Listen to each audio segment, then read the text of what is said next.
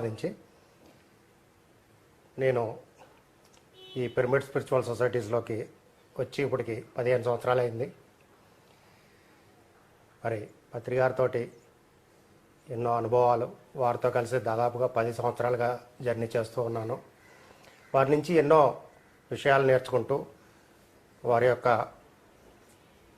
స్వీయ అనుభవంలోంచి వాళ్ళు ప్రతి చోట వారి యొక్క మీటింగ్స్లో కానీ ఎక్కడైనా కానీ వారు ఎలా ఉంటారు, ఎదుటి వ్యక్తులతోటి ఎలా ఉంటారు అనేది ఎంతో గర్వించదగ్గ విషయం. అటువంటి ఏ గురువు కూడా మనకి నేర్పించకపోవచ్చు. నేను చూసిన వాళ్ళు ఎవరు కూడా అలా చెప్పలేదు. కానీ పత్రికారి విషయంలో ఇటువంటి విషయాల దగ్గర నుంచి నేను ఎన్నో నేర్చుకున్నాం. అలాగే స్వాధ్యాయం విషయంలో కానీ, మరి ఆనాపానసతి విషయంలో అయితే చెప్పక్కర్లేదు. మరి చిన్న చిన్న ధ్యానాలు చిన్న చిన్న లాభాలు, పెద్ద పెద్ద ధ్యానాలు పెద్ద పెద్ద లాభాలు అని చెప్తూ ఉన్నారు. మరి అటువంటిది ఎంతో సాధన ద్వారా మరి వారు నేర్పించిన చూపించిన మార్గం నుంచి ఎంతో జ్ఞానాన్ని కూడా తీసుకోవడం జరిగింది. మరి అలాగే కైలాసపురి కడతాల్ విషయంలోకి వస్తే 2007లో దాన్ని గురువుగారు ప్రారంభించడం జరిగింది. అక్కడ ఆ ప్రాజెక్ట్ని తీసుకుని 2009లో భూమి పూజ చేయటం దగ్గర నుంచి కూడా అక్కడ నాకు ఒక పాత్ర ఇవ్వటం జరిగింది. మరి ఆ చుట్టుపక్కల గ్రామాల్లో ధ్యాన ప్రచారం చేయటం కానీ, అక్కడ ఉన్న వాళ్ళకి ఈ పిరమిడ్ యొక్క విశేషాన్ని అలాగే ధ్యాన యొక్క లాభాలని కూడా అక్కడ తెలియజేస్తూ దాదాపుగా ఒక 2 సంవత్సరాల పాటు నేను అక్కడ ధ్యాన ప్రచారం చేయడానికి నాకు ఒక అవకాశం ఇవ్వటం జరిగింది. దాని తర్వాత మరి కైలాసపూర్లో ధ్యానమ చక్రాలు ప్రారంభమైన దగ్గర నుంచి 2012 నుంచి ఈ రోజు వరకు కూడా, అంటే 2019 వరకు కూడా ఎన్నో మరి ధ్యానయజ్ఞాల్లో నా వంతు పాత్రను నేను పోషించాను. మరి నాకు ఇంత గొప్ప అవకాశాన్ని ఇచ్చిన గురువుగారికి ఎలా కృతజ్ఞతలు తెలియజేసుకున్నా కానీ సరిపోదు. కాబట్టి మరి వారు ఏమీ ఆశించట్లేదు మన దగ్గర నుంచి. ధ్యానాన్ని ఎలా అందరిలోకి తీసుకువెళ్తారు అన్నది ఒకటే చూస్తున్నారు. మరి అటువంటి గొప్ప అవకాశం ప్రకృతి మనకి ఇస్తూ ఉంది. ఆ ఇచ్చిన అవకాశాన్ని మనం సద్వినియోగం చేసుకోవాలి. అది చేసుకుంటూ ఉన్నాను నేనైతే ప్రత్యేకంగా. మరి నాలాంటి మాస్టర్స్ ఎంతోమంది ఉన్నారు ఇక్కడ భూమి మీద. ఈ పిఎస్ఎస్ఎం మూమెంట్లో కూడా, ఈ పిఎస్ఎస్ఎం మూమెంట్ ద్వారా వాళ్ళు ఎంతో ప్రచారం చేస్తున్నారు. మరి ఈరోజు పత్రికారి పక్కన కూర్చుని మాట్లాడే అవకాశం రావటం నాకు నేను అదృష్టంగా భావిస్తున్నాను. నమస్కారం సార్. అయ్యా బాబు నమస్కారం. మరి 30 సంవత్సరాల మన పిఎస్ఎస్ఎం మూమెంట్లో ఈ రోజున ఇంత గొప్ప అదృష్టం, ఎన్నో లక్షల మందికి మనం ధ్యానం నేర్పించడం జరిగింది. మరి ఒక వ్యక్తిగా మొదలయ్యి పత్రికారు ఈ రోజున ఇంతమందికి ఎలా నేర్పించగలిగారు? అటువంటి అవకాశం మరి పిరమిడ్ మాస్టర్గా మనకి అది ఎలా సాధ్యమవుతుంది? దాని గురించి కొద్దిగా వివరించమని చెప్పేసి కోరుతున్నాను. అలా జరిగిపోయిందంతా. నాకు చిన్నప్పటి నుంచే నలుగురు పోగేసుకొని నేర్పించడం అలవాటు నాకు. అది క్రికెట్ కానివ్వండి, లేకపోతే చదువులు కానివ్వండి,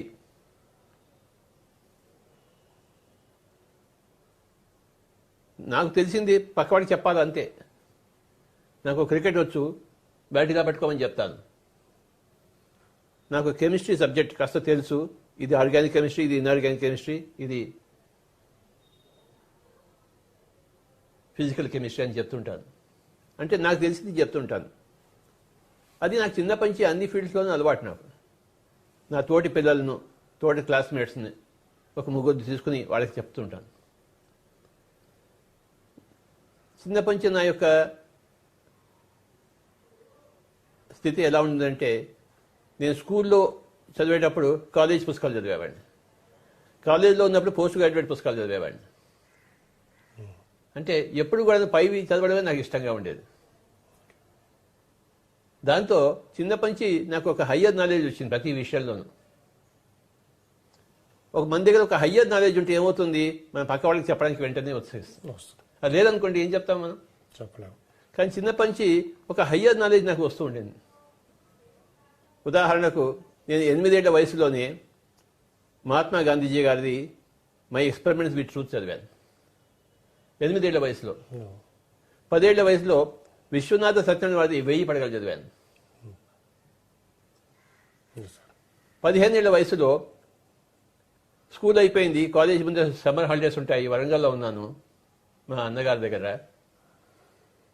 ఆ సమ్మర్ హాలిడేస్లో నేను ఏ పని చేశానంటే 2 volumes of Indian philosophy by Pandit Radhakrishnan అవి చదివాను 15 ఏళ్ల వయసులో. ఏదో ఒకటి చేయడం అలవాటు నాకు. ఆ సమ్మర్ హాలిడేస్లో వరంగల్లో ఉన్నప్పుడు ఆ వరంగల్లో ఉన్న చిన్న చిన్న కొండలన్నీ ఎక్కేశాను, అన్నీ తిరిగేశాను. ట్రెక్కింగ్ అది అది అప్పుడు నాకు ట్రెక్కింగ్ అని తెలియదు నాకు. ఆ కొండ ఉంది, అది ఎక్కాలి. వరంగల్లో హనుమకొండలో మా అన్నగారు అక్కడ పనిచేసేవారు రీజనల్ ఇంజనీరింగ్ కాలేజ్లో. మా పేరెంట్స్ అంతా అక్కడే ఉండేవాళ్ళు అన్నగారి దగ్గర. నేను వెళ్తూ ఉండేవాడిని ఎప్పుడు. ఆ సమ్మర్ హాలిడేస్లో 2 పనులు చేశాను. అక్కడున్న చిన్న చిన్న కొండలు, చిన్న చిన్న గుట్టలు అవన్నీ ఎక్కేసేవాడిని. అది ఉత్తరోత్తరం నాకు ట్రెక్కింగ్లో ఉపయోగపడింది. ఒక్కడిని వెళ్ళేవాడిని, అంతే కొండలు ఎక్కి తిరిగి వచ్చేవాడిని. అదొకటి. రెండోదేమో Pandit Radhakrishnan 2 volumes of Indian philosophy చదివాను 15 ఏళ్ల వయసులో. అంటే ఆ వయసు ఏనా, చదవలసిన వయసు ఏనా అది కాదు. కానీ మరి 8 ఏళ్ల వయసులో మహాత్మా గాంధీని, 10 ఏళ్ల వయసులో విశ్వనాథ సత్యనారాయణ గారిని, 15 ఏళ్ల వయసులో పండిత్ రాధాకృష్ణ చదవడం అంటే అది ఉంది, అది సిస్టంలో ఉంది. డిజైన్ నాకు తెలియలేదు, తెలియకుండా ఉంది అది. అలాగే నా తోటి ఫ్రెండ్స్కి నాకు తెలిసిన విషయాలు చెప్తూ ఉండేవాడు, అదే ఇలా ఉండాలి, ఇలా ఉండాలని చెప్పేసి. అది నాకు అలవాటు. బోధన అనేది ఒక అలవాటు. ఏదైనా సరే, ఏ సబ్జెక్ట్ అయినా సరే, నాకు బాగా తెలిసింది ఇంకోటికి తక్కువ తెలిసింది వాడికి చెప్పాలి. ఆ యొక్క జీన్స్ ఉన్నాయి ఇంట్లో నా దగ్గర. ఎక్కడి నుంచి వచ్చాయంటే గత జన్మల నుంచి వస్తాయి, మన జీవిత ప్రణాళికల నుంచి వస్తాయి. ఫ్యూచర్లో మనం ఏం చేయాలి దాన్ని బట్టి కూడా మనం చేస్తుంటాం. ఏదైనా పరిస్థితి, ఏదైనా కారణాలు ఎక్కడ ఉంటాయి, గతంలో నుంచి ఉంటే కారణాలు, భవిష్యత్తులో ఉంటే కారణాలు, వర్తమానంలో ఉంటే కారణాలు.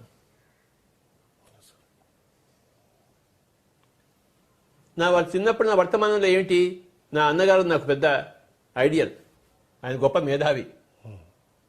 ఆయన ఎప్పుడు క్లాస్లో ఫస్ట్, స్టేట్లో ఫస్ట్, మనమే క్లాస్లో మధ్యం. కనుక ఆ వర్తమానంలో ఉన్నాను, మా అన్నగారి వర్తమానంలో. కనుక నాకు స్టడీస్ మీద బాగా ఇంపాక్ట్ వచ్చింది. గతం నుంచి వచ్చి ఉంటుంది, ఎన్నో జన్మల నుంచి వచ్చే ఉన్నాం కదా మనం. సో గతం నుంచి వచ్చే కారణాలు ఉంటాయి, వర్తమానంలో ఉండే కారణాలు, భవిష్యత్తులో మనం ఏం చేయాలి దాన్ని బట్టి కూడా కారణాలు ఉంటాయి.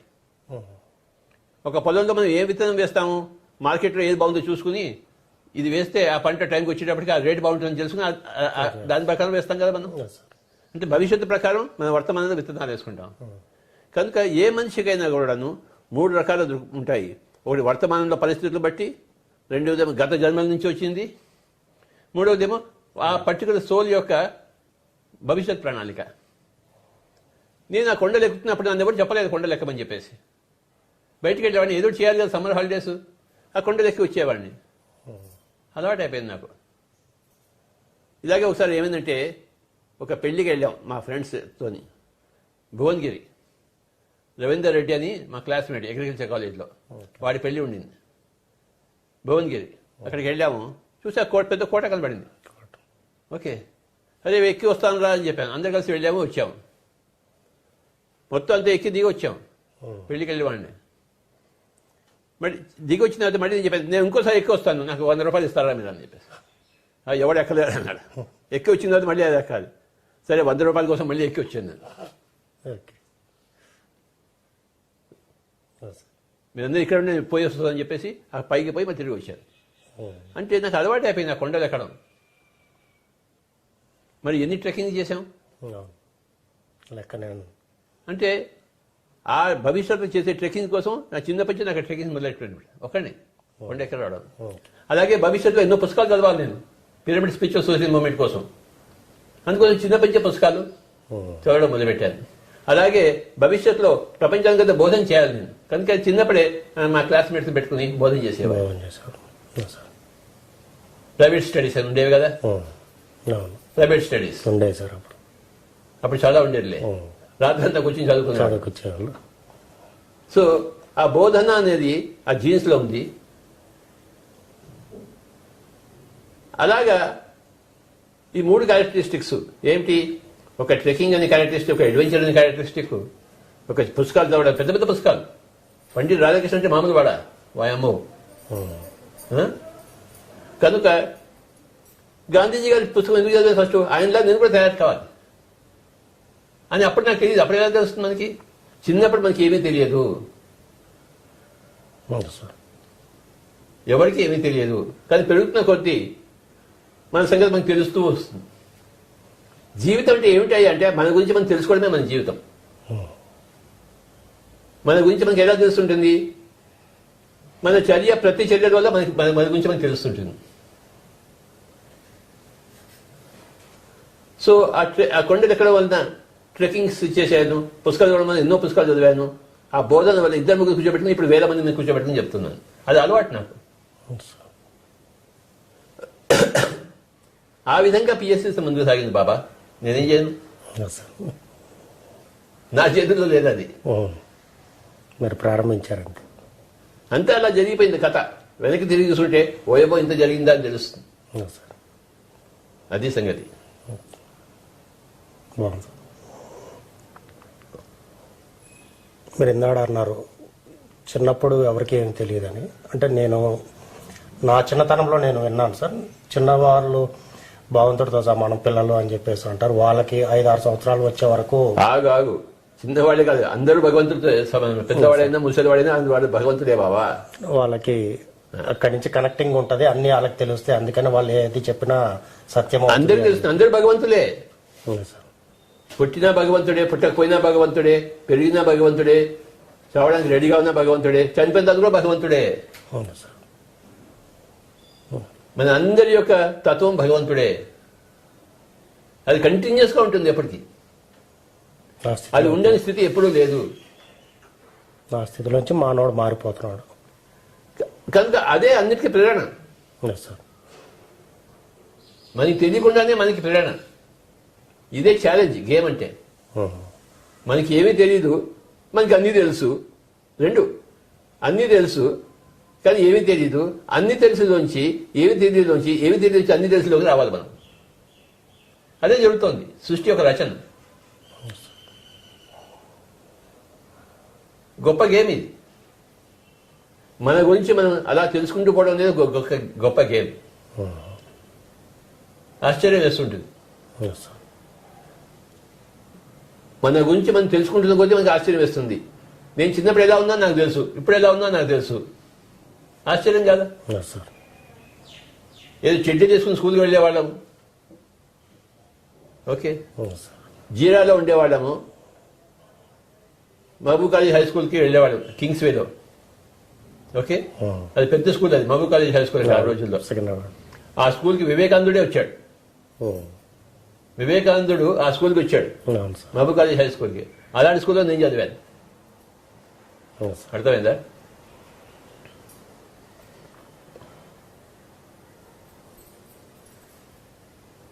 ఆ రోజుల్లో జయంతిలాల్ అని క్రికెటర్ ఉండేవాడు. అతను కూడా ఆ స్కూల్ నుంచి వచ్చాడు. అది కూడా మాకు గొప్ప. మా స్కూల్ నుంచి జయంతిలాల్ వచ్చాడని చెప్పేసి, బౌలర్, హైదరాబాద్ బౌలర్. కనుక ఆ స్కూల్లో వెళ్ళి పొద్దున్న నడిచి వెళ్ళేవాళ్ళం కింగ్స్ వేలో. మధ్యాహ్నంకి చిన్న క్యారియర్లో ఇంత పెరుగన్నం, ఇంత ఆవకాయ ముక్క పెట్టుకునేవాళ్ళం ఇంటి నుంచి. నేను మా తమ్ముడు ఉండేవాడు, నాకన్నా 2 ఏళ్ళకి. వాడు బ్లడ్ క్యాన్సర్ వచ్చి పోయాడు వాడు 1964లో. మేమిద్దరం స్కూల్కి వెళ్ళి మధ్యాహ్నం అంతా కూర్చుని, మధ్యాహ్నం పక్కన క్లాక్ టవర్లో ఒక గార్డెన్ ఉంది, చూసావా? Clock tower. అక్కడ పోయి కూర్చుని మధ్యాహ్నం అంతా ఆ పెరుగన్నము ఆవకాయ తిని వచ్చేవాడు.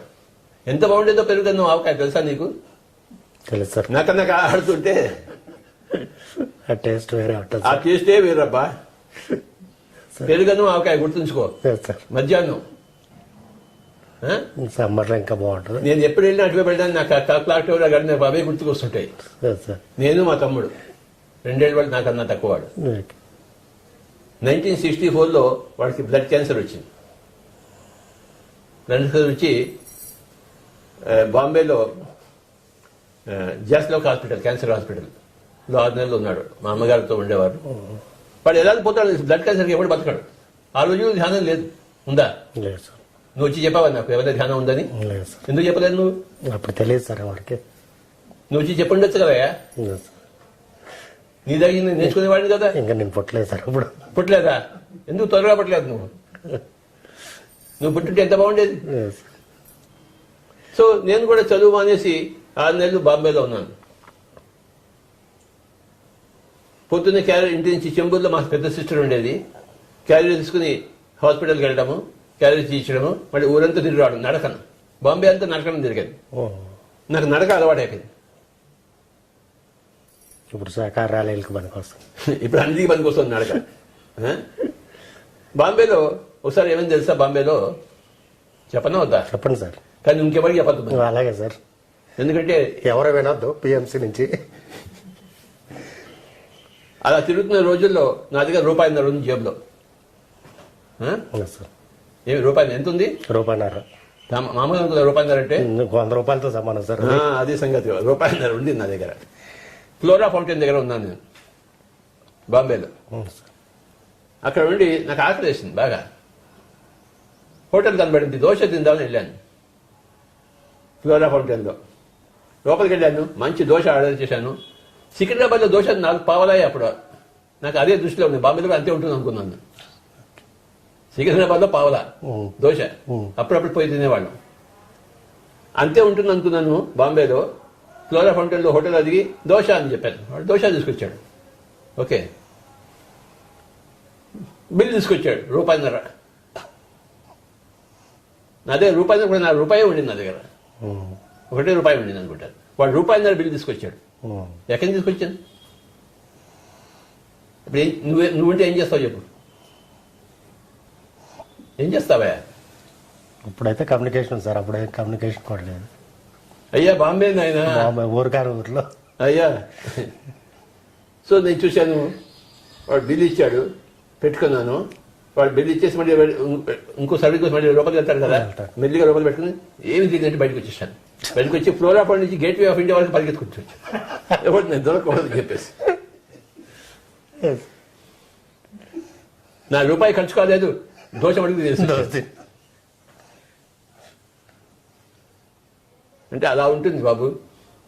బాంబే అంతా నేను కాకినాడకు తిరిగాను, మొత్తం సిటీ అంతా. Marine drive, Chowpatty beach, Juhu,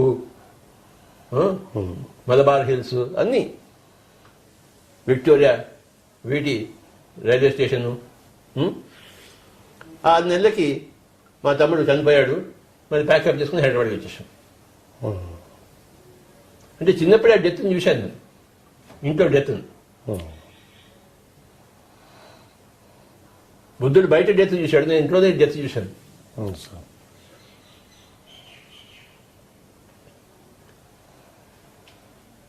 అది ప్రభావితం చేస్తుంది కదా అందరినీ.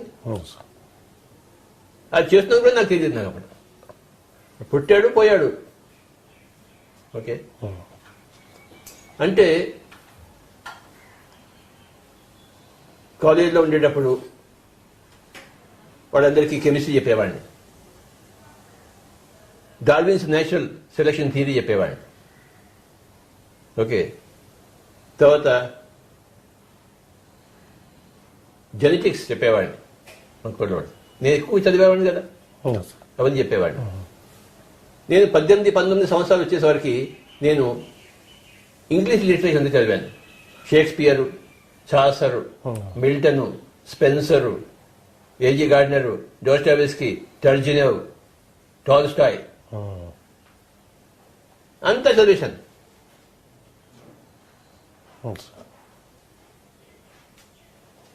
అంటే చదువుల మీద అంత ఇంట్రెస్ట్ నాకు. పుస్తకం దొరుకుతుందంటే నమిలేస్తాను అంతే. ఉత్తరోత్తర ఇన్ని పుస్తకాలు చదవడానికి ఇగో ఇప్పుడు ఈ శ్రీనివాస్ రెడ్డి గారు మా ఇంటి కింద ఉన్నారు, మా అల్లుడు గారు, నమస్కారం. ఆయన రోజుకు కొత్త పుస్తకం తీసుకొస్తుంటాడు. నా ప్రాణాలు తీసుకుంటాడు. ఇవి తీసుకుంటే నీకు నేను చదవకుండా ఉంటానా? మీకు ఇష్టమైన పని చేస్తున్నారు. రోజుకో కొత్త పుస్తకం తీసుకొస్తుంటాడు. మీరు లక్కీగా ఆయన చేతిలో ఇలా ఇరుక్కుపోయారు సార్ లాక్డౌన్ వల్ల. నా చేతిలో ఆయన ఇరుక్కున్నాడు, ఆయన చేతిలో నేను ఇరుక్కున్నా, నాకు ఇప్పటిలాగా అర్థం కావట్లేదు. లేదు పుస్తకాల చేతిలో ఇద్దరం ఇరుక్కుందామా? ఎన్నో కొత్త విషయాలు తెలిసినాయి సార్ చాలా మందికి. వయబో ఎన్నెన్నో కొత్త విషయాలు నాయన. Untold Sita and Yashodhara. కనుక నా చిన్నప్పటి జీవితం అలా జరిగింది. తర్వాత ఐఏఎస్ తీసుకోవాలని చదవడం మొదలుపెట్టాను. మా అన్నగారు ఏం చేశారు, అది నువ్వు ఐఏఎస్ చదవరా అన్నాడు. మా అన్నగారి మాట నాకు వేదం అప్పుడు. అందుకోసం అంతకుముందు నేను తెనాలిలో ఇన్కమ్ ట్యాక్స్ ఇన్స్పెక్టర్గా పనిచేశాను ఒక 10 నెలలు.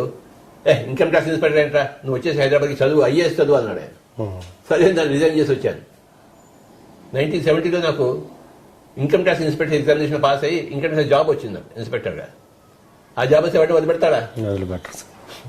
నేను ఒక్కడే వదిలిపెట్టాను. 1970లో 1970 నా వయసు 23 సంవత్సరాలు ఉంటుంది. 23 1970 47 23 యు ఆర్ రైట్. ఓకే, అది వదిలిపెట్టేసి ఇక్కడికి వచ్చేసి ఎంఎస్సీ అగ్రికల్చర్ చదువుతూ ఐఏఎస్ చదువుతూ 2 చదువుతూ మొదలుపెట్టాను. నా ఎంఎస్సీ అగ్రికల్చర్ 4 సంవత్సరాలు చేశాను. అంటే 2 సెమిస్టర్లు చదవకుండా ఉంటే 1 సెమిస్టర్ చదివేవాడిని. 2 సంవత్సరాలు పూర్తి చేయవలసింది 4 సంవత్సరాలు. ఎందుకంటే నేను ఐఏఎస్ కూడా చదువుతున్నాను కనుక. ఐఏఎస్ చదివేటప్పుడు పొద్దున్నే ఇక్కడే అంబర్పేటలో ఈ ఇంట్లోనే ఉండేవాడిని. అప్పుడు ఈ ఇల్లు లేదు, వేరే ఇల్లు ఉండేది ఇక్కడ. ఆ ఇల్లు తీసేసి ఈ ఇల్లు కట్టాము ఇక్కడ.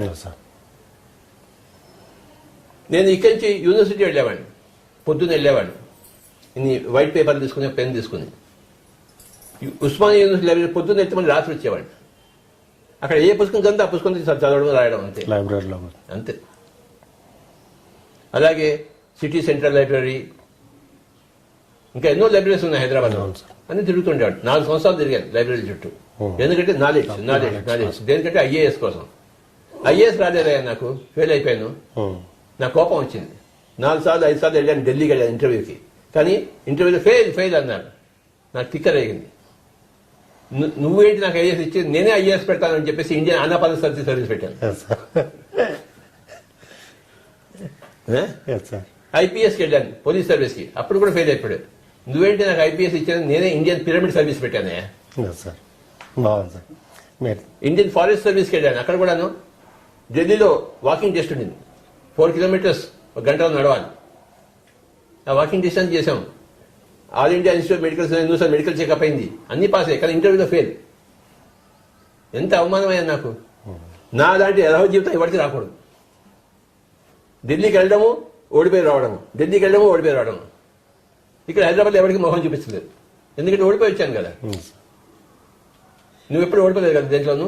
చాలా ఓడిపోయాను. పోయా, నా అంతా ఎప్పుడు నువ్వు ఓడిపోలేదు. అందరికన్నా ఎక్కువ ఓడిపోయింది నేనే. మేనేజ్మెంట్ ఇన్స్టిట్యూట్స్కి వెళ్ళాను, అహ్మదాబాదు, కలకత్తా. ఇంటర్వ్యూకి వెళ్ళాను, ఫెయిల్ అయ్యి వచ్చాను. ఐఏఎస్కి వెళ్ళాను, ఫెయిల్ అయ్యి వచ్చాను. అందరికీ ఫెయిల్ అయ్యాయి. అర్థమైందా? కనుక నా నరాలు ఫెయిల్యూర్ ఎక్కువైంది. ఫెయిల్యూర్ ఇది స్టెప్పింగ్ స్టోన్ ఫర్ సక్సెస్ అన్నారు. ఇప్పుడు అర్థమవుతోంది నాకు. అప్పుడు అర్థం అర్థం అప్పుడైతే ఉడిపోసుకుందాం అనేది. ఏమయ్యా పాస్ అయ్యావా అని అడిగాడు మా వాళ్ళంతా, మా ఫ్రెండ్స్ అంతా, రిలేటివ్స్. అనేవాడిని.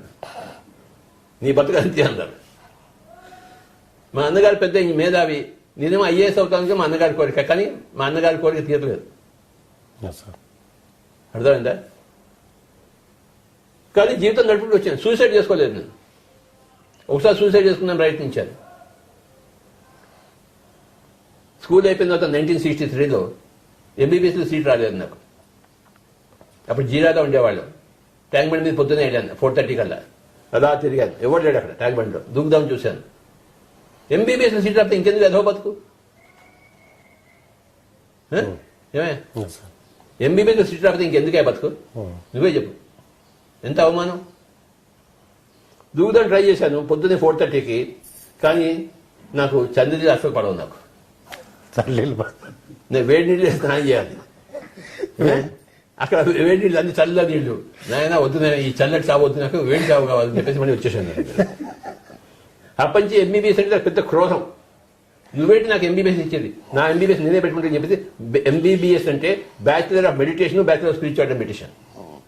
అంటే నేను ఎట్లెందులో ఫెయిల్ అయ్యాను అవన్నీ నాకు విధంగా నేను మార్చుకోను పోరాను అని చెప్పేసి. నువ్వేంటి నాకు చెప్పేది, నేనే నీకు ఇస్తాను ఎంబీబీఎస్ డిగ్రీ. అలా జరిగింది.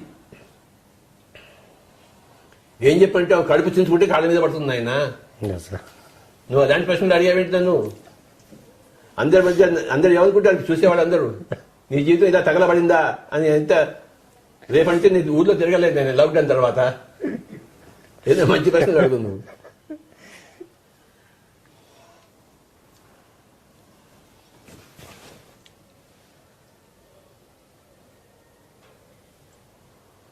మీకు అసలు ఈ స్పిరిచువాలిటీలోకి అసలు ఎందుకు రావాలనిపించింది సార్?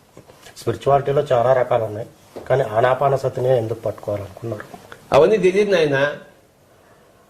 1966లో మేము విద్యానగర్లో ఉండేవాళ్ళం. మా ఇంటి పక్కన ఒక యోగా సెంటర్ ఉంది విద్యానగర్లో.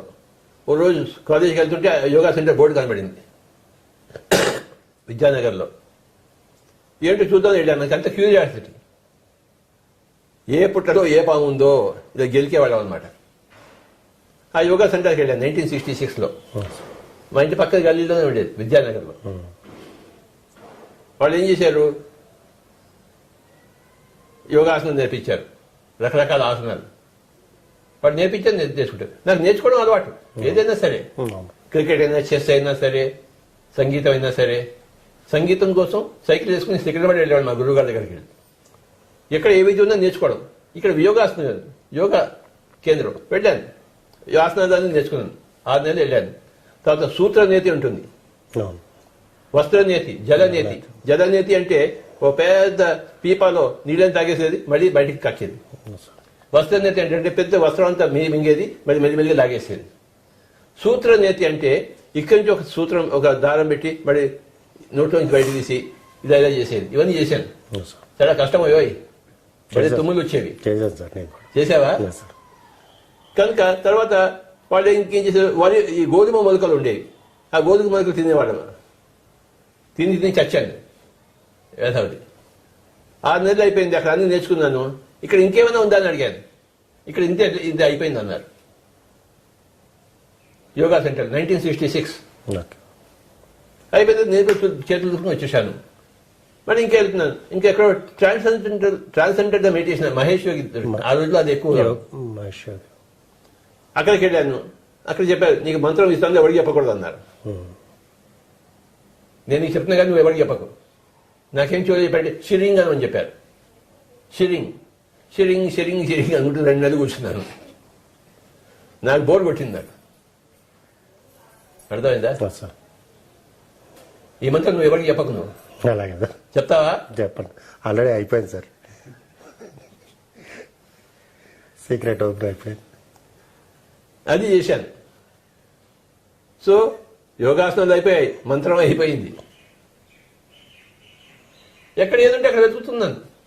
ఇది కావాలని తెలియదు, ఏది వద్దో ఏది కావాలో తెలియదా, కానీ అలా వెళ్తున్నాం అంతే. ఒకరోజు చిక్కడపల్లిలో బ్రహ్మకుమారి ఉండింది, బోర్డు కనబడింది. అదేమిటో చూద్దామని వెళ్ళాను. బ్రహ్మకుమారి. అక్కడికి వెళ్తే ఒక రెడ్డి గారు పెట్టారు, ఇలా చూస్తుండమని చెప్పారు. కళ్ళు విప్పే త్రాతకం. కొంచెం చేసిన కళ్ళ మన మంట వచ్చింది. వద్దర నాయన, నువ్వు వద్దు, నీ చిక్కడపల్లి వద్దు, నీ బ్రహ్మకుమారి వద్దు అని చెప్పేసి ఒకటే రోజుకి వచ్చేసాను. పుస్తకాలు కొన్నాను. ఆయన ఒరిజినల్ ఫౌండర్ బ్రహ్మబాబా, ఆయన ఏం చెప్పాడు, నాకు పుస్తకాలు అలవాటు. ఆయన దగ్గర పుస్తకాలు కొన్నాను, బ్రహ్మకుమారి. అవి చాలా బాగా నచ్చింది నాకు.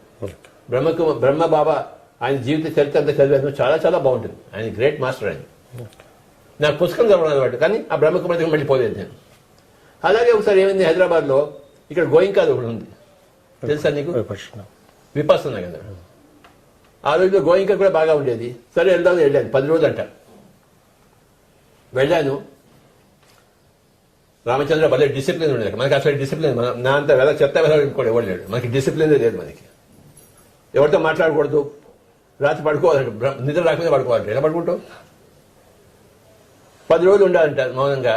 నాకు ఒక్క రోజుకే తిక్కలేగింది. నాకు పెట్టే బెడ పట్టుకుని వచ్చేసాను. మనకి ఎక్కడ కుదురు లేదబ్బా. నచ్చితే చేస్తాము, నచ్చకపోతే చేయము. Yes sir. పుస్తకాలు కొన్ని మట్టుకు వస్తాను. ఏమిటో చెప్పాడు వాళ్ళు ఏం చెప్పారు? ఆ సత్యనారాయణ గోయిక గారు ఆయన జీవిత చరిత్ర ఏమిటి, ఆయన బర్మాకి వెళ్ళాడు, బర్మా నుంచి వచ్చాడు, అవన్నీ విషయాలు తెలుసుకోండి. అది ఇంట్రెస్ట్ మనకి.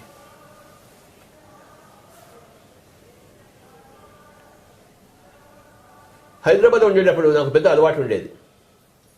సండే రాగానే స్కూటర్ వేసుకుని సిటీ అంతా సెకండ్ హ్యాండ్ బుక్ స్టాల్స్ ఉండేవి పరిచయం. కోటిలో అక్కడ తెలుసా నీకు? సార్ కోట హ్యాబిట్స్ అంతా ఉన్నాయి. పొద్దున్న వెళ్తే స్కూటర్ వేసుకుని ఒక పెద్ద సంచి వేసుకుని ఆ సెకండ్ హ్యాండ్ బుక్ స్టాల్స్ అన్ని వెతుకుంటే నాకు కావాల్సిన పుస్తకాలన్నీ దొరికేవి. స్పిరిచువల్ బుక్స్ నాకు అవే ఇంట్రెస్ట్. ఓకే. మధ్యాహ్నం అయ్యేసరికి ఆ సంచి నిండా కూరగాయలు కొన్నట్టు పుస్తకాలు కొనుక్కొని చూపించేవాడిని. ఆ వీక్ అంతా చదివేవాడిని. మళ్ళీ నెక్స్ట్ సండే మళ్ళీ వెళ్ళేవాడిని. మళ్ళీ అమ్మేసి మళ్ళీ ఇంకోటి అమ్మేయడం కాదు, ఇక్కడ ఎవరికైనా ఇచ్చేస్తాను. ఓకే. అమ్మేది క్వశ్చన్ లేదబ్బా. నేను చదివినది ఎవరికో ఒకటి ఇచ్చేయాలంటే. చేయాలి. పుస్తకాలు భిక్షగాలు చాలా మంది ఉన్నారు. శ్రీనివాస్ రెడ్డి లాంటి వాళ్ళు స్పెషల్ భిక్షగాళ్ళు, పుస్తకాల భిక్షగాళ్ళు. వాళ్ళకి డబ్బులు అక్కర్లేదు, వాళ్ళకి పుస్తకం కావాలి వాళ్ళకి. నేను ఎన్ని పుస్తకాలు కొన్నానో నాకే లెక్కలేదు. జీతం వస్తే సగం జీతం నాకు, సగం జీతం ఇంట్లో. నాకంటే దేనికి? పుస్తకాల కోసం. మిగతా సగం జీతం ఇంట్లోనే. ఎవరు మాట్లాడడానికి వీలేదు ఇంట్లో. అమ్మా ఎంత ఇస్తే అంతే సర్దుకో. సో ప్రతి సండే అలా మార్కెటింగ్ వెళ్ళేవాడిని నేను. ఎన్ని పుస్తకాలు దొరికాయో, 3 రూపాయలు, 4 రూపాయలు, 5 రూపాయలు మంచి మంచి పుస్తకాలు. మేరీ కొరెల్లి అని ఒక ఆవిడ ఉంది, ఆవిడ గొప్ప పుస్తకాలు రాసింది. నాకు 3 రూపాయలు దొరికింది. మేరీ కొరెల్లి ఆవిడ అద్భుతమైన అనుభవాలు చెప్పింది. ఒకసారి ఆవిడ షిప్లో వెళ్తుంటే ఒక పెద్ద షిప్ అంతా కనబడింది ముందర. ఆ షిప్లో చాలా మంది ఉన్నారు, కొన్ని వేల మంది ఉన్నారు. వాళ్ళంతా ఏవో పని చేసుకుంటున్నారు. ఆవిడ కంటికి కనబడింది. ఆవిడకి ఒక గంట సేపు కనబడి మళ్ళీ షిప్ అంతా మాయమైపోయింది. ఇలాంటి అనుభవాలు ఉన్నాయి బాబా. మేరీ కొరెల్లి. కనుక నాకు 3 రూపాయలు పుస్తకం. 3 రూపాయలు ఖర్చు పెడితే ఎంత వచ్చేది నాకు జ్ఞానం. వాయబ్బో. ప్రతి సండే పుస్తకాల వేట. మిగతా చేపల వేట వెళ్ళేవారు, నేను పుస్తకాల వేటకి వెళ్ళేవాడు.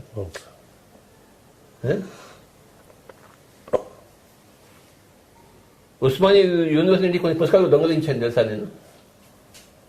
నాకు కావాల్సిన పుస్తకం దొరుకుతుంది అనుకో, ఇక్కడ పెట్టుకుని వచ్చేసాడు. ఎవరు చెప్పద్దు. చెప్తావేంటి? చెప్పండి సార్. చెప్పాలంటే నీ ఇంటి మీద బాంబేస్తాను. అలాగే నేను అసలే రాయలసీమ వాడిని. చెప్పండి సార్. 1975లో రాయలసీమ వెళ్ళాను. తెలంగాణ వాళ్ళు పెట్టేసి అక్కడంతా బాంబులే వస్తారు, జాగ్రత్త. నేను అక్కడ పెరిగినవాడిని. ఇక్కడ తెలంగాణలో పుట్టినా రాయలసీమలో పెరిగినవాడిని. అక్కడ పెరిగా. అర్థమైందా? నా దగ్గర రాయలసీమ కల్చర్ చాలా ఉంది. ఇక్కడ పుస్తకం పెట్టుకుని వచ్చేసామండి, ఎవరికి తెలియనట్టు.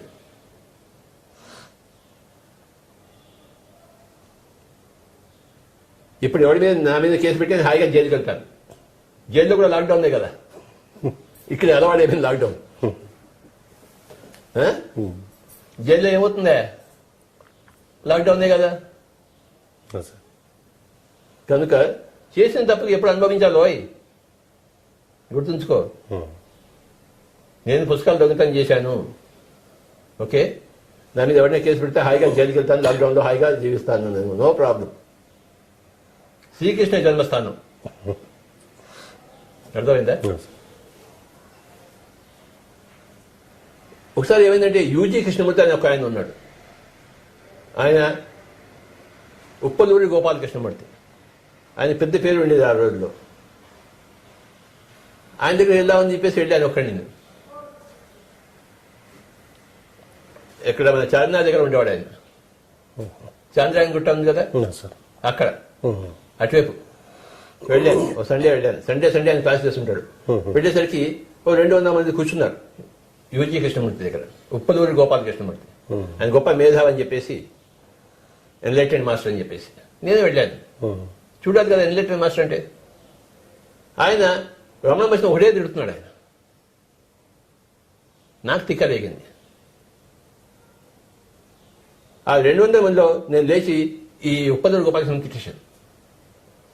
అసలు నువ్వెవడ మాట్లాడాకని చెప్పేసి అధ్వానంగా మాట్లాడి పరిగెత్తుకు వచ్చింది నన్ను కొడతారేమని చెప్పేసి కొట్టేదాకా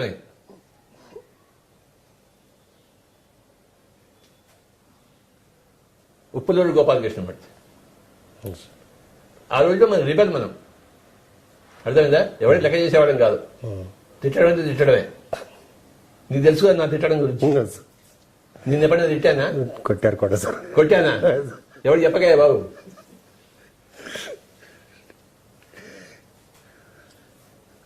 తర్వాత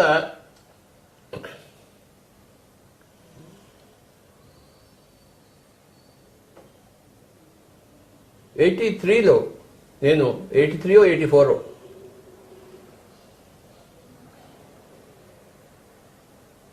ఏదో మంచి సొసైటీకి చేరాలని నేను థియోసాఫికల్ సొసైటీకి చేరాను హైదరాబాద్లో తెలుసా అవును సార్. ఏదో చేయాలి కదా మనం థియోసాఫికల్ సొసైటీలో చేరాను మెంబర్గా చేరాను ఇక్కడ ఆఫీస్ దగ్గర వాళ్ళ మెయిన్ ఆఫీస్ ఉంది అక్కడ పోయి నేను పుస్తకాలు చదువుకుంటూ ఉండేవాడిని అక్కడ నేను ఒక్కడే కొన్నాను మిగతా అంతా 70 ఏళ్ళు 80 ఏళ్ళు వాడు అంత ముసలివాడు రోజు పుస్తకం చదువుతూ ఉంటారు ఆ పుస్తకాల కోసం వెళ్ళేవాడిని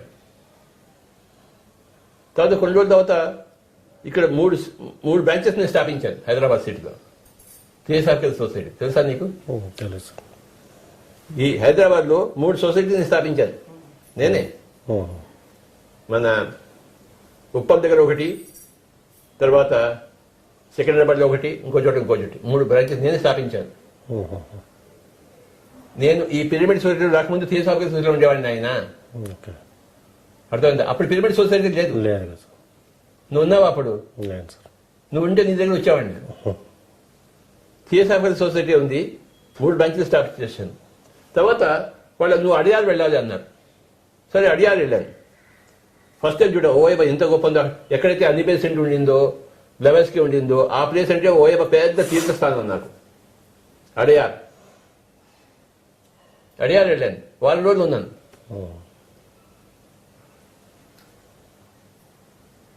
నైన్టీన్ 85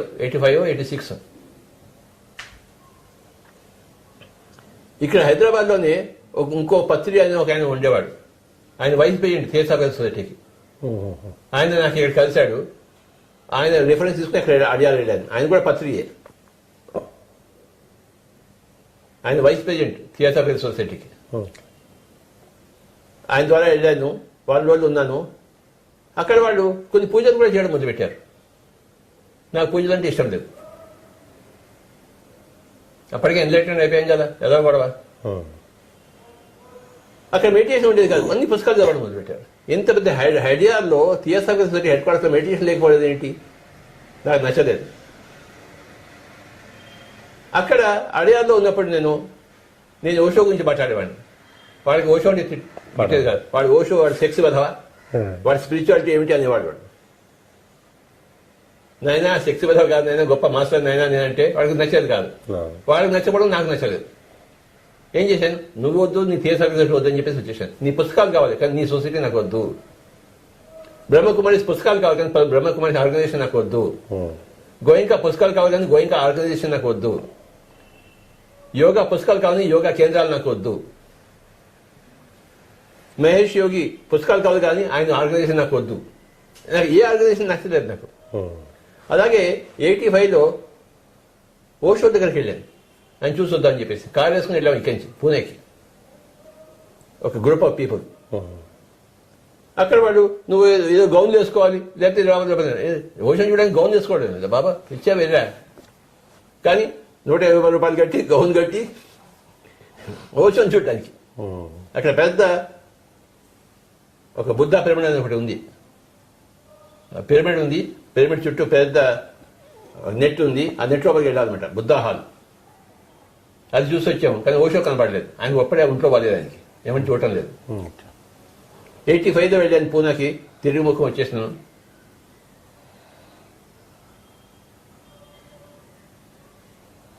అప్పటికే మన వాళ్ళకి హైదరాబాద్ గ్రూప్లో చాలా మంది థర్డ్ డే ఎక్స్పీరియన్స్ ఉన్నాయి అక్కడ ఓషో వాళ్ళని అడిగాను మీకు ఏమైనా థర్డ్ డే ఎక్స్పీరియన్స్ అండి థర్డ్ డే అంటే అంతా బూటకం ఉన్నారు వాడు యదృశ్యం తదృశ్యం అంట ఎలా ఫిలాసఫీ వాడు ఈ చూసేదంతా అదంతా బూటకం అని అన్నాడు. సో అదే థియోసాఫికల్ సొసైటీకి వెళ్తే ఓషో బూటకం అన్నారు, ఓషో దగ్గరికి వెళ్తే థర్డ్ ఐ లోపసాంగ్ లోప ఇదంతా బూటకం అన్నారు. నాకు నచ్చలేదు. నచ్చకపోయినా మళ్ళీ ఓషోని చూడాలని చెప్పేసి సజీవంగా ఉన్నాడు కదా ఆయన. 85లో వెళ్ళాను, మళ్ళీ 86లో కూడా వెళ్ళాను పూణేకి. కాలేజ్ని వెళ్ళాం నలుగురు. ఆ గౌన్లకి డబ్బులంతా ఇచ్చేసి లోపలంతా తిరిగి వచ్చాం, కానీ ఓషో లేదు అక్కడ. థర్డ్ డే అనుభవం ఎవరికి అక్కర్లేదు, వాడికి బాగా ఎగరడం కావాలంతే. మ్యూజిక్ పెట్టుకుని ఎగరడం కావాలి, డైనమిక్ మెడిటేషన్ అంటే. మ్యూజిక్ పెట్టుకోవాలి, ఎగరాడాలి బాగా. నాకేమో ఎగరడం రాదు. అయ్యా నాకు ఏ ఆర్గనైజేషన్ నచ్చలేదయ్యా. ఏం చేయమంటావు నన్ను? అన్నిటిని రంగరించి అంటే ఎన్ని చోట్లకి వెళ్ళాను చూడు నేను. ఆల్మోస్ట్ గా ఉన్నాయన్ని తిరిగేశారు సార్. నాకు నచ్చలేదు. రామకృష్ణ మిషన్కి వెళ్ళేవాడిని. ఎందుకు వెళ్ళేవాడిని? అక్కడ మంచి హాల్ ఉంది. స్వామి రంగనాథానంద క్లాసులు చెప్పేవాడు. కానీ 9 o'clock ఆయన క్లాస్ చెప్తానంటే 8:30కే బిస్మిల్లా ఖాన్ సంగీతం పెట్టేవాడు. నేను ఆ సంగీతం మీద వచ్చేసాను బయటికి. 8:30కే వెళ్ళేవాడిని రామకృష్ణ మిషన్కి. హాఫ్ అన్ అవర్ బిస్మిల్లా సంగీతం విని అటు రంగనాథ స్వామి ఇంటి బయటకు వచ్చేసేవాడు. నాకు బోర్ కొట్టేది వేదాంతం అంతా. No Ranganatha Swamy, no Ramakrishna machine. అక్కడ రామకృష్ణ మందిరం ఉండేది. అక్కడ పోయి హాయిగా కూర్చొని మెడిటేషన్ చేసుకునేవాడిని. మిగతా అంతా భజన చేసేవాడిని, నేను మెడిటేషన్కి వచ్చేవాడిని. అంటే నేను తిరగని చూడలేదు, ఎక్కడ నిలవలేదు. ఏమిటో మనకి నచ్చలేదు ఏవి. ఒకటి ఉంటే రెండు ఉండేవి, రెండు ఉంటే మూడవది ఉండేది. అక్కడ మనకేమో అన్ని కావాలి. అర్థమైందా? చివరికి ఏం తెలిసిపోయింది? మనమే స్టార్ట్ చేయాలి బాబా. ఎక్కడికి వెళ్ళినా నాకన్నా ఎక్కువ ఎవరు కనపడలేదు నాకు. వెళ్ళాను, సిన్సియర్గా వెళ్ళాను. ఎక్కడ నాకెందుకు శిష్యరికం చేయడం అలవాటు. సంగీతంలో చేశాను నేను. సంగీతంలో చేసింది శిష్యరికం. ఆధ్యాత్మికంగా ఎందుకు చేయను నేను? సంగీతంలో పూర్తిగా శిష్యరికం చేశాను. మా ఫ్లూట్ గురువు గారు టిఎస్ చంద్రశేఖర్ గారి దగ్గర, తర్వాత పినాకపాణి గారి దగ్గర. అర్థమైందా? శిష్యరికం చేయడం నాకు తెలుసు. మరి ఆధ్యాత్మికంగా ఎక్కడ శిష్యరికం చేయలేదు. చేయడానికి నాకు ఆ రూపం ఏమి తన్నుకు రాలేదు. అయితే రామకృష్ణ మిషన్లో ఎంతో మంది స్వామీజీలు ఉన్నారు. వాళ్ళకి తన్నుకు రావాలి కదా. వాళ్ళని చూస్తే కళకు నమస్కారం పెట్టేసి వాడికి దాసం అవ్వాలి కదా. అయ్యానా? కాలేదు. ఎందుకు కాలేదు? నాకు అది నచ్చలేదు. ఎప్పుడు కూడాను నీకన్నా తక్కువ వాళ్ళ దగ్గర నువ్వు ఎప్పుడు వెళ్ళలేవు. నీకన్నా ఎక్కువ వాళ్ళ దగ్గరికి నువ్వు వెళ్ళగలవు. అర్థమైందా? అది ఎక్కువ తక్కువ నీకు తెలియదు, కానీ నీ హృదయం ఒప్పుకోదు అక్కడ పోవడానికి. నీకు బ్రెయిన్ పరంగా నీకు తెలియదు ఏది గొప్ప ఏది గొప్ప తక్కువ అని చెప్పేసి, కానీ నీ హృదయం చెప్తుంది ఇక్కడ కాదురా అని చెప్పేసి. సో నేను తిరగని చూడలేదు. అయితే పుస్తకాలను చదివాను. ప్రతి వాళ్ళ ఆర్గనైజేషన్ పుస్తకాలు నాకు చదవడం ఇంపార్టెంట్. ఏ ఆర్గనైజేషన్ అయినా. అడాల్ఫ్ హిట్లర్ అయినా మైండ్ క్యాంప్ చదివాను. కార్ల్ మార్క్స్ది దాస్ క్యాపిటల్ చదివాను. ఎవడు ఏ పుస్తకం చదివాను నేను పుస్తకం చదువుతాను. అందరూ నాలెడ్జ్ వస్తున్నాడు. వాడు కమ్యూనిస్ట్ కానీ, ఎథియిస్ట్ కానీ, థియిస్ట్ కానీ, భక్తి కానీ, వేదాంతంలో కానీ, వివేకానంద పుస్తకాలను చదివాను. రామకృష్ణ పుస్తకాలు, గాస్పెల్ ఆఫ్ రామకృష్ణ అవన్నీ చదివాను నేను. పుస్తకాలు చదువుతాను, ఆ ఆర్గనైజేషన్లో పోను. ఓషో పుస్తకాలు చదివాను. ఇంకోసారి ఏమైందంటే యోగానంద పరమహంస గురించి తెలిసింది. క్రియాయోగ అదేంటో చూద్దామని చెప్పేసి వాడికి లెటర్ రాశాను. వాడికి లెటర్ రిప్లై వచ్చింది. ఇది లెటర్ రూపంగా మేము చెప్పము, ఇది స్ట్రిక్ట్ సీరియస్ ప్రైవేట్గా చెప్తాము, మీరు రాంచీకి రావాలన్నాడు. నా బొంత నేను ఎందుకు చెప్తాను రాంచీకి? నాకు ఇక్కడ చెప్పండి అని చెప్తాను. మళ్ళీ పుస్తకం లెటర్ రాశాను. మళ్ళీ వాళ్ళు రిప్లై ఇస్తే లెటర్కి రిప్లై ఇస్తారు. ఒక సంవత్సరం పెట్టు లెటర్లని గడిచాయి నాకు రాంచీకి. క్రియాయోగం అంటే నాకు తెలుసుకోవాలి కదా. వాళ్ళు సీక్రెట్ సీక్రెట్ సీక్రెట్ అని నాకు ఇది సీక్రెట్ అర్థం కాలేదు. నాలాంటి వాడు శిష్యుడు నీకెక్కడ దొరుకుతాడు అసలు? నాలాంటి వాడు నువ్వు చెప్పకపోతే నువ్వెందుకు అక్కడ పనికి మానేవాడివి, రాంచీ వాడివి? నో. ఒక సంవత్సరం ఉత్తర ప్రత్యుత్తరాలు చేసి మానేశానిక. నో రాంచీ, నో యోగానంద పరమహంస అని చెప్పేసి. తర్వాత రాంచీకి వెళ్ళినప్పుడు అవన్నీ చూసి వచ్చాను. యుక్తేశ్వరగిరి ఉన్న చోటుకి వెళ్ళాను, రామకృష్ణ పరమహంస పుట్టిన ప్లేస్ వెళ్ళాను, కామార్పుకూరు అవన్నీ తిరిగాను. Sight seeing. రాంచీకి వెళ్ళాను, ఆ పుస్తకాలు చదివాను, కానీ వాళ్ళ ఆర్గనైజేషన్ చేరాను.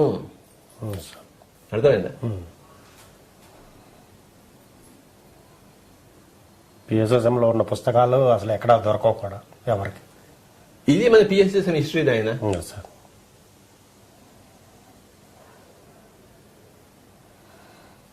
అలా ఎన్నో సంవత్సరాలు గడిచిపోయింది నా జీవితంలో. చివరికి ఒకరోజు పిఎస్ఎస్ఎం బోర్డు దొరికిందా, నమస్కారం పెట్టి అందులో చేరాను నేను. ఏదో కొత్తగా ఉంది పిరమిడ్ మూవ్మెంట్ అంటే ఇందులో చేద్దామని అందులో చేరి అందులో మెంబర్ అయిపోయాను. ఖాయం అయి వేసుకున్నాను. కర్నూలులో ఖాయం చేసుకున్నాను. కర్నూలులో షౌరీ గారి ఇంట్లో ఉండేవాడు. ఆయన పుస్తకాలు బాగా చదివాడు. ఆయన దగ్గర పెద్ద ర్యాక్స్ అండ్ ర్యాక్స్ పుస్తకాలు ఉండేవి. ప్రిన్సిపల్ లోకల్ స్కూల్లో, మేరీస్ హై స్కూల్లో. ఆయన దగ్గర నేను ఫస్ట్ టైం లోక్సింగ్ రంపా గురించి చదివాను. సేతు పుస్తకాలు ఆయన దగ్గరే ఫస్ట్ చదివాను.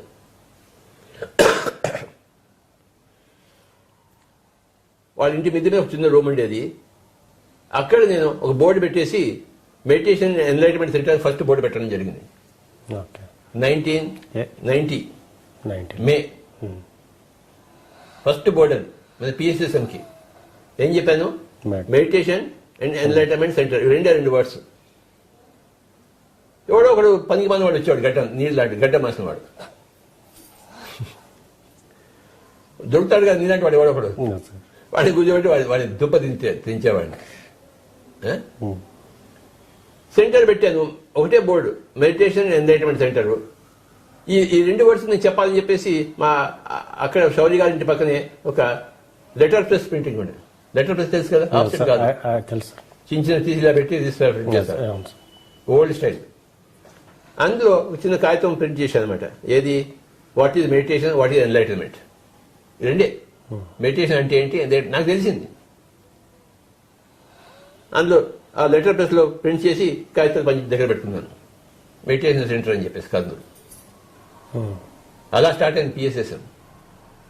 శౌరి గారి ఇంటి మీద ఒక రూమ్లో ఒక బోర్డు పెట్టుకుని మెడిటేషన్ అండ్ ఎన్లైటన్మెంట్ సెంటర్ అని ఒక చిన్న కాగితం తయారు చేసుకుని what is meditation, what is enlightenment. అది ఇప్పటి ఇక్కడ ఇంతదాకా వచ్చిందా. ఆ శౌరి గారికి నా యొక్క నమస్కారాలు. ఆయన పైలోకాలు, ఊర్ధ్వలోకాలు, ఒకే సత్యలోకంలో ఉన్నాడు ఆయన. అంతటి గొప్ప మహామనిషి ఆయన ఎన్జి శౌరి. నాకు గొప్ప మిత్రుడు, ఆధ్యాత్మిక మిత్రుడు, నెంబర్ 1 మిత్రుడు.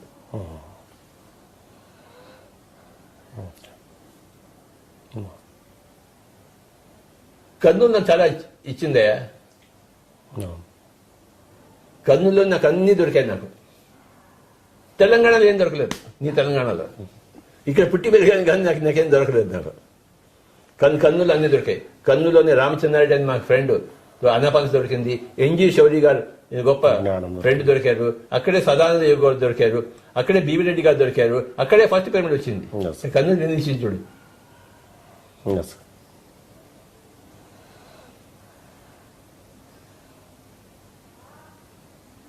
మీ ప్రస్థానానికి అక్కడ నాంది పలికింది.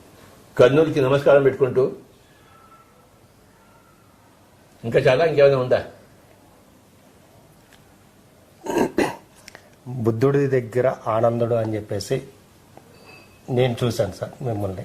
ఒకరోజు ఏమైందంటే ఓ 4-5 మనుషులు మేము కలిసి విజయవాడకి వెళ్ళాం. 1985లోనో 86లోనో, 85 అనుకుంటాను. ఒక చిన్న మినీ బస్ తీసుకుని విజయవాడకి వెళ్ళాం. అక్కడ ఒక స్వామీజీ గారు ఉన్నారు. ఆయన స్వామీజీని చూద్దామని వెళ్ళాం 1985లో. ఒక మినీ వ్యాన్ తీసుకుని ఒక 6 మాస్టర్స్, పిరమిడ్ మాస్టర్స్, హైదరాబాద్లో ఫస్ట్ గ్రూప్ అది. ద్వారక, జ్ఞానేందరు, చందరు, బద్రీనారాయణ ఇలాంటి వాళ్ళతో ఉండేవాడు. అర్థమైందా? వెళ్ళాము, అక్కడ ఒక స్వామీజీని చూసాము. మళ్ళీ తిరిగి వస్తున్నాం విజయవాడ నుంచి. 1985లో జరిగింది. తిరిగి వస్తున్నప్పుడు పొద్దున్నే ఆ బస్సులో ఉన్నాము. 6 ఉన్నాము. మినీ బస్సు 6 ఉన్నాం. 6-7. నేను వెనకాల కూర్చున్నాను లాస్ట్ సీట్లో. ఫ్రంట్ సీట్లో ఆ బద్రీనారాయణ అనే అబ్బాయి కూర్చున్నాడు, మంచి మాస్టర్. పొద్దున్న 4:30-5 ఇంకా తూలుతున్నాను. ఇంకా ఆయన ఆ అబ్బాయి లేచి అక్కడి నుంచి బంధించిన అధిక దగ్గర వచ్చి నాకు నమస్కారం పెట్టాడు. ఏమిటయ్యా అన్నాను. మెసేజ్ వచ్చింది, ఇప్పుడు నాకు బుద్ధుడు వచ్చాడు, బుద్ధుడు వచ్చి చాలా రకరకాలుగా అన్ని గీసి నాకు చూపిస్తున్నాడు, ఇలా జరుగుతుంది ఇలా జరుగుతుంది ఇలా జరుగుతుంది ఇలా జరుగుతుంది అని చెప్పేసి ప్లాన్ అంతా ఇచ్చాడు, అన్ని గీతలన్నీ ఉన్నాయి. ఆయన సగం చెప్పాడు, నాకు సగం అర్థం కాలేదు, కానీ బుద్ధుడు వచ్చాడు చెప్పాడు. బుద్ధుడు చెప్పాడు మీరే ఆనందుడు అని చెప్పేసి. నాకు ఫస్ట్ ఇన్ఫర్మేషన్ ఇచ్చింది ఆ అబ్బాయి.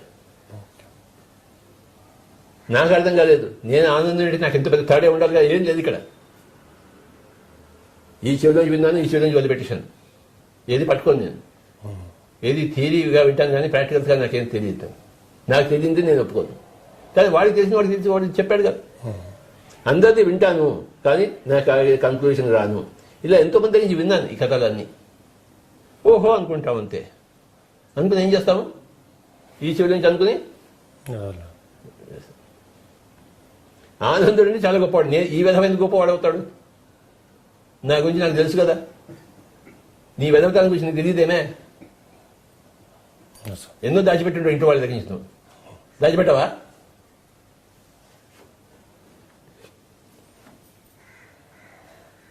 నాకు తెలుసు నా పనికి మందుతాను. అంత గొప్ప ఆనందుడు నేను అవుతాను. కానీ వాడు చెప్పింది అపనమ్మకం లేదు, వాడు చెప్పింది కరెక్టే.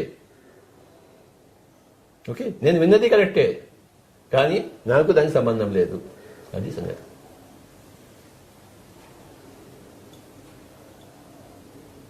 మాకు వచ్చిన విజన్ మేము ఎలా చేసుకోవాలి? మాకు వచ్చిన విజన్ మేము ఎలా చేసుకోవాలి? నీ ఇష్టం వచ్చినట్టు చేసుకో. ఓకే. నాకు వచ్చిన దాన్ని నాకు ఇష్టం వచ్చినట్టు చేసుకుంటే నీ ఇష్టం నువ్వు ఎత్తి చేసుకోను ఆయన. అప్పో దీపో భవ. ఓకే. నీ స్టేట్మెంట్ నాకు దీపం కాలేదు, అవును సార్. నా స్టేట్మెంట్ నీకు దీపం కాకూడదు.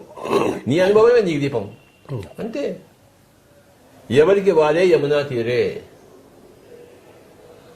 నాకు ఎంతమంది వచ్చి నా గత జన్మ వాడు చూసినట్టు చెప్పినా నాకు మటుకు నేను ఏ నిర్ధారణకి రావడం అసంభవం, అశాస్త్రీయం. నా అనుభవం చేస్తే నేను వస్తాను. ఇప్పటిదాకా నా అనుభవాలని చెప్పాను కదా, ఎంతమంది దగ్గరికి వెళ్ళి తిట్టి వచ్చాను కొట్టి వచ్చాను అని చెప్పేసి. నా అనుభవం నేను చెప్తాను. నా అనుభవం నుంచి నేను తప్పకుండా చెప్తాను. నాకు ఇది జరిగింది, నాకు నచ్చలేదు, ఆ ఆసనం నాకు నచ్చలేదు, ఓషో థర్డ్ ఐ గురించి మాట్లాడకపోవడం నాకు నచ్చలేదు. ఓషో కాదు, సిఎస్ఐ సొసైటీ వాళ్ళు ఓషోని తిట్టడం నాకు నచ్చలేదు. బ్రహ్మకుమారేశ్వర వాళ్ళు త్రాతకం చేయడం నాకు నచ్చలేదు. నచ్చలేదు ఏం చేస్తామయ్యా? ఆ విపాసన సెంటర్లో గోయింకా అందరిని పీకుతుంటే నాకు నచ్చలేదు. ఉప్పలూరు గోపాలకృష్ణ మధ్య రమణ మహర్షిని తిట్టడం నాకు నచ్చలేదు. పో. మహేష్ యోగి మంత్రులు నాకు నచ్చలేదు. ఏం చేసుకుంటావు? చేసుకోపో, రిపోర్ట్ చేసుకో మహేష్ యోగికి. సిఎస్ఆర్ ఆ పూజలు నాకు ఇష్టం లేదు అంతే. నాకు ఇష్టం వచ్చింది నేను చేస్తాను. ఆయన ఇష్టం లేకుండా ఎలా చేస్తాడా? భగవద్గీత ఏం చెప్పాడు? యథా ఇచ్చేసి తథాకుడు అన్నాడు కదా, అనలేదా? నేను చెప్పినట్టు నువ్వు చెయ్యి అన్నాడా? మరి వాడికి తెలిసినట్టు వాడు చేశాడు మహేష్ యోగి, ఓషోకి తెలిసినట్టు ఓషో చేశాడు. లోక్సంగ్ రంప యూపరి వాడి పుస్తకంలో అన్ని బాగా చెప్పి చివరి చాప్టర్లో మాంసం తినమని చెప్పాడు లోక్సంగ్ రంప. నేను ఒప్పుకుంటానేంటి? నువ్వు ఒప్పుకుంటావా? కానీ లోక్సంగ్ రంప అంటే గొప్ప యోగే మాంసం తినమని చెప్పాడు, ప్రోత్సహించాడు. నేనేం చేశాను? ఆ తర్జుమా చేసినప్పుడు తెలుగులో ఆ చాప్టర్ తీసి పడేశాను. ఆయన రాసిన పుస్తకంలో ఆ చాప్టర్ ఉంది, నేను తర్జుమా చేసిన ఆ పుస్తకం ఆ చాప్టర్ లేదు. నాకు అది నచ్చలేదు అంతే. ఆయన చెప్పిన దాన్ని నువ్వు కౌంటర్ చేస్తావంటే నా ఇష్టం, నాది. ఎవడు ఏది చెప్పినా కూడా మాంసం తినమని చెప్పినా నేను మాసం ఖచ్చితంగా చెప్పను, అది నాకు ఇష్టం లేదు. మా అన్నగారే మాంసం తింటే మొదలుపెట్టాడు హాంకాంగ్కి వెళ్ళి. ఒకరోజు ఏంటంటే హాంకాంగ్ వెళ్ళాను 1987లో, 2 నెలలు సెలవు మీద. మా అన్నగారు అంటే నాకు ప్రాణం. ఆయన రాముడు, నేను లక్ష్మణుడు. నీకు రామలక్ష్మణుడు కథ తెలుసా నీకు? రామాయణం తెలుసు. రాముడు ఎలాంటి వాడు, లక్ష్మణుడు ఎలాంటి వాడు? అలాంటి వాడు నాకు మా అన్నగారు. ఆయన రాముడైతే నేను లక్ష్మణుడిని. ఆయన దూకమంటే దూకుతాను. కానీ ఒక రోజు ఏమైందంటే ఆ హాంకాంగ్లో 1987లో, హాంకాంగ్ తెలుసా నీకు? హాంకాంగ్ అన్ని బాగానే ఉన్నాయి, రోజు బాగానే, అన్ని బాగా నవ్వుతూ అన్ని బాగున్నాయి. ఒక రోజు ఏమైందంటే ఆ ఫ్రిడ్జ్ తీసి చూశాను, ఇంత పెద్ద మాంసముద్ద దొరికింది, కనబడింది నాకు. అంతే, నా హృదయం పగిలిపోయింది. మా సొంత రాముడు మా అన్నగారు నన్ను పెంచి పెద్ద చేసిన అన్నగారు మాంసం తింటున్నాడా ఈ బ్రాహ్మణ కులంలో బట్టి నా తల్లి నా తండ్రి దగ్గర పుట్టేసి ఎలా ఉంటుంది చెప్పా. ఇంట్లో ఉన్న ఫ్రిడ్జ్లో ఇంత పెద్ద మాంసం ముద్ద ఉంటే నా వల్ల అవుతుందా? కట్, నో రాముడు, నో అన్నగారు, అయిపోయింది, దాంతో అయిపోయింది, ఆ చాప్టర్ అయిపోయింది. అంతకుముందు అన్నగారు ఓయబ్బా రాముడు, నేను లక్ష్మణుని. రామాయణంలో రావణ వధ జరిగినప్పుడు నా జీవితంలో రామవధ జరిగింది. రాముని ఎవడు వధించాడు? లక్ష్మణుడు. కత్తితో వధించలేదు, హృదయంలో రాముడిని చీల్చి చెండేశాడు. ఇక్కడ లేడు ఇంకా. అంతవరకు హృదయంలో ఆంజనేయుడి హృదయంలో రాముడు ఉన్నట్టు ఉండేవాడిని, నా హృదయంలో వాళ్ళ అన్నగారు ఉండేవారు. కానీ ఎప్పుడైతే ఆ మాంసం ముద్ద చూశానో అయిపోయింది కథ. గతం గత. వాడు నా అన్న కాదు, వాడు రాముడిని వాడు. ఎవడైనా అంటాను నేను మాంసం తినేవాడని, వాడు అని అంటాను, వాడు అని అంటానేంటి?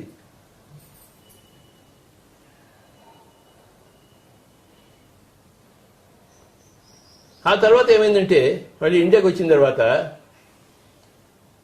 మా అన్నగారి పిల్లలు ఉన్నారు, వాళ్ళు నా దగ్గరికి వచ్చేవారు. వాళ్ళకి నేను ఆటోమేటిక్ రేటింగ్ ఇవన్నీ నేర్పించేవాడిని. వాళ్ళకి బాగా మెసేజ్ వచ్చేసేవి. ఇది మా అన్నగారికి నచ్చలేదు.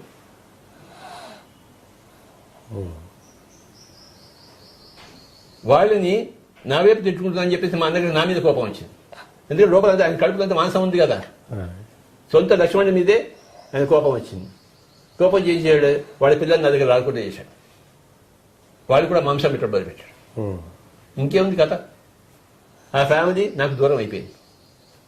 మా వదిన గారు మేడం గారికి సొంత అక్క, కానీ ఆ ఫ్యామిలీ నాకు దూరం అయిపోయింది. నా సొంత అన్నగారి ఫ్యామిలీ, ఆ పిల్లలు ఇద్దరిని పెంచి నేను పెద్ద చేశాను, ముగ్గురిని, నాకు దూరం అయిపోయారు. నో ప్రాబ్లం, మనకేం ప్రాబ్లం లేదు. మాంసం తిననివాడే నా వాడు, మాంసం తినేవాడు అస్మదీయుడు కాదు, తస్మదీయుడు. ఇంటింటి కథ ఇంత ఉంటుంది ఆయన. ఏం చెప్పమంటావు?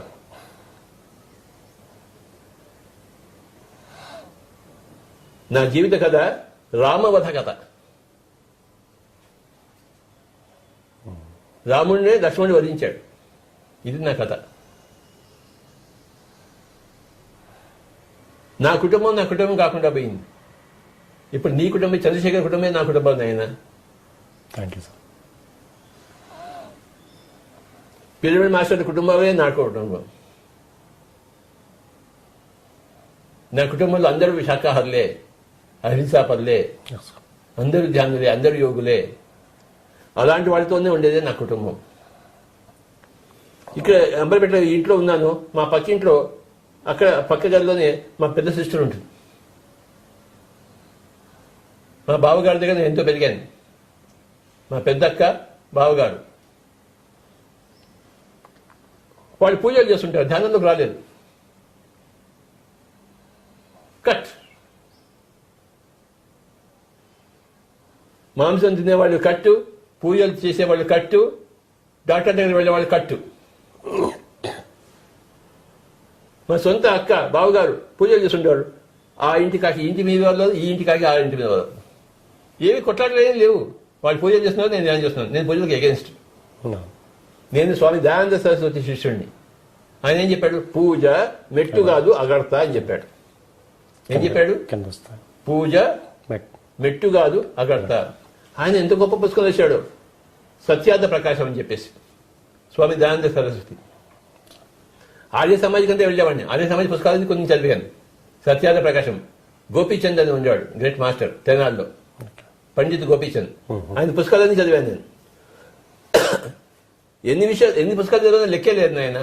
ఏమని చెప్పను నేను? జీవితం అంతా చెప్పినా ఈ పుస్తకాల గురించి నాకు చరిత్ర కంప్లీట్ కాదు. పండిత్ గోపీచంద్ బ్రహ్మాండంగా రాశాడు. స్వామి దయానంద సరస్వతి ఆయనకి గ్లాస్ పొడి చేసి విషం ఇచ్చి చంపారు. నీళ్లలో గ్లాస్ పొడి వేసి తాగండి స్వామీజీ అని చెప్పారు. ఆయన కనబడుతుంది అక్కడ, తాగేశాడు ఆయన. స్వామి దయానంద సరస్వతి ఆర్య సమాజ స్థాపకుడు. ఎప్పుడైతే అన్ని బేసెంట్ ఫస్ట్ టైం ఇండియాకి వచ్చిందో, ఇండియాలో ఎవరితో కలిసి మాట్లాడుకోవాలి అనుకున్నప్పుడు, అంతే అర్థం రీసెర్చ్ చేసినప్పుడు అన్ని బేసెంట్కి ఆర్య సమాజ్ కనబడింది. ఆవిడ ఆర్య సమాజ్తో పొత్తు పెట్టుకుంది.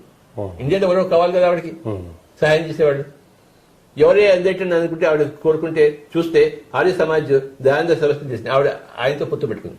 అంతటి గొప్పవాడు దయానంద సరస్వతి. సత్యానంద ప్రకాశం నువ్వు చదివావా? చదవాలి సార్. పోయి దూకి చావు హుస్సేన్ సాగర్లో. తెలుసా హుస్సేన్ సాగర్ ఎక్కడుందో? తెలుసు. పోయి దూకి చావు నాయన, నీ పీడ పోతుంది భూమి దాకానికి.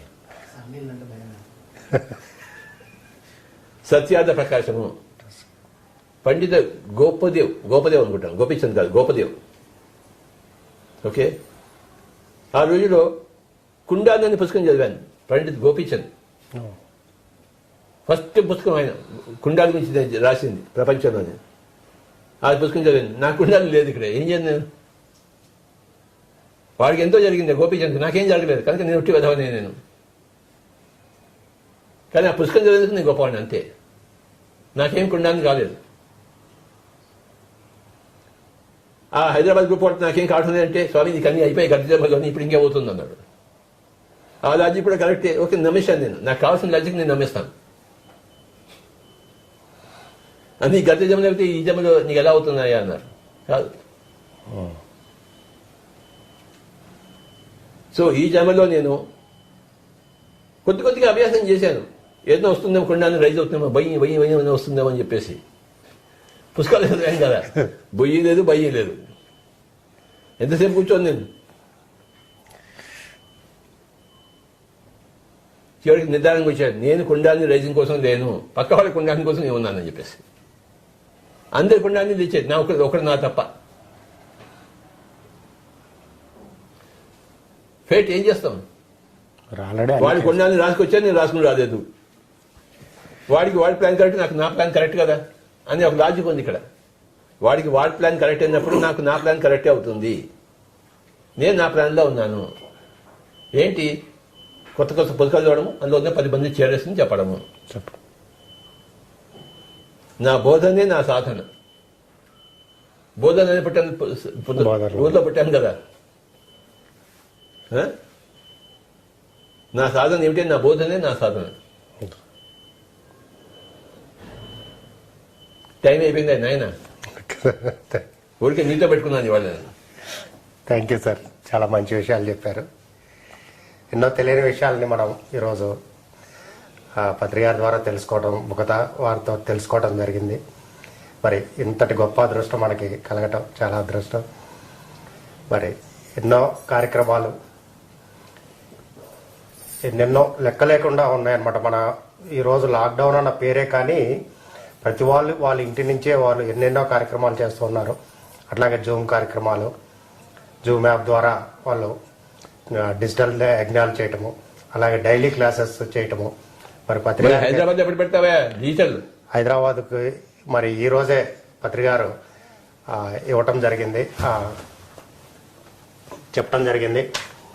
మరి భాగ్యనగర్ మహిళా డిజిటల్ ధ్యాన యజ్ఞం 2020 జూలై 4వ తారీఖున ఉదయం 9 గంటల నుంచి సాయంత్రం 7 గంటల వరకు ఈరోజే మనం లాంచ్ చేస్తున్నాం దీన్ని. మరి జూలై 4వ తారీఖు డిజిటల్ ధ్యాన యజ్ఞం చేసుకోబోతున్నాం. గురు పౌర్ణమి సందర్భంగా జూలై 4వ తారీఖు. జూలై 5 గురు పౌర్ణమి ఉంది, కానీ నాకు ఆ రోజు ఢిల్లీలో పని ఉంది కనుక మహోదర బాబాజీ తరఫున గురు పౌర్ణమి చేస్తున్నాం కనుక జూలై 4 ఇక్కడ పెట్టుకుంటున్నాం. అలాగే సార్, తప్పకుండా. సాటర్డే. ఓకే ఓకే, చెప్పండి. జూలై 5వ తారీఖు గురు పౌర్ణమి.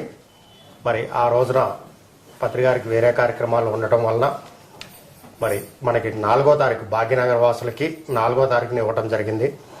దీంట్లో మరి తెలంగాణ మాస్టర్స్తో పాటు అన్ని రాష్ట్రాల నుంచి కూడా మనం మాస్టర్స్ తోటి ఆ రోజు ఉదయం 9 గంటల నుంచి సాయంత్రం 7 గంటల వరకు ఈ జూమ్ ద్వారా మనం ఈ కార్యక్రమాన్ని నిర్వహించుకోబోతున్నాము. మొట్టమొదటిది భాగ్యనగర్లో ఇది. అలాగే దీన్ని పిఎంసి ద్వారా కూడా లైవ్లో మనం చూసుకోబోతున్నాము. మరి ఈ రోజున మనం ఈ బ్రోచర్ని రిలీజ్ చేసుకుంటున్నాం, దానికి సంబంధించింది. Thank you very much.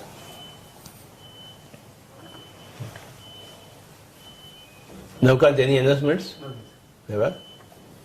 ఇప్పటిదాకా నేను చెప్పినవన్నీ మర్చిపోండి. మీరు మర్చిపోవడానికి ఇది ధ్యానం. నేనేమీ పాపం చేయలేదు, గుర్తుంచుకోండి. హాయిగా కూర్చుందాము, శ్వాస మీద జాగ్రత్త పెడదాం.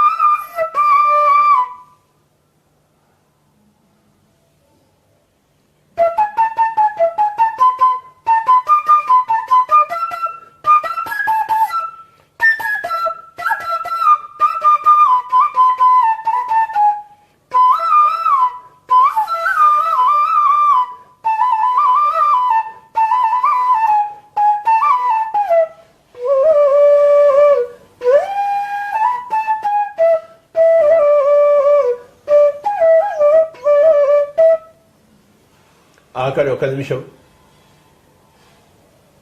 శ్వాస మీద ధ్యాస, శ్వాసానుసంధానం.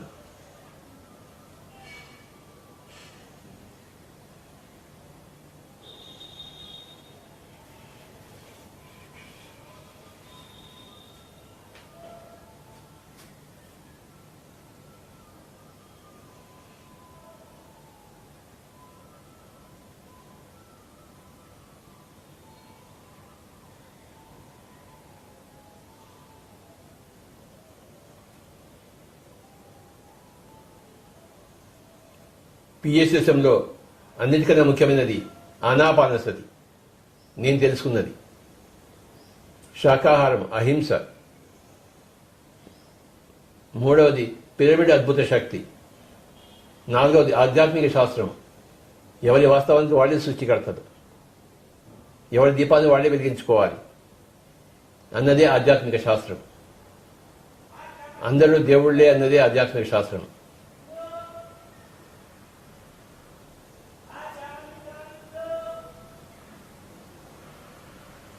అందరూ నారాయణులే. అందులో కొంతమంది లక్ష్మీనారాయణుడు, కొంతమంది దళిత నారాయణుడు, కొంతమంది రాక్షస నారాయణుడు, కానీ అందరూ నారాయణులే. అందరూ వాస్తవానికి భగవంతుడే. భగవంతుడు కానివాడు ఎవడు లేడు. అయితే కొంతమంది లక్ష్మీనారాయణులు, కొంతమంది దళిత నారాయణులు, కొంతమంది రాక్షస నారాయణుడు. ఆఖరి 10 సెకండ్.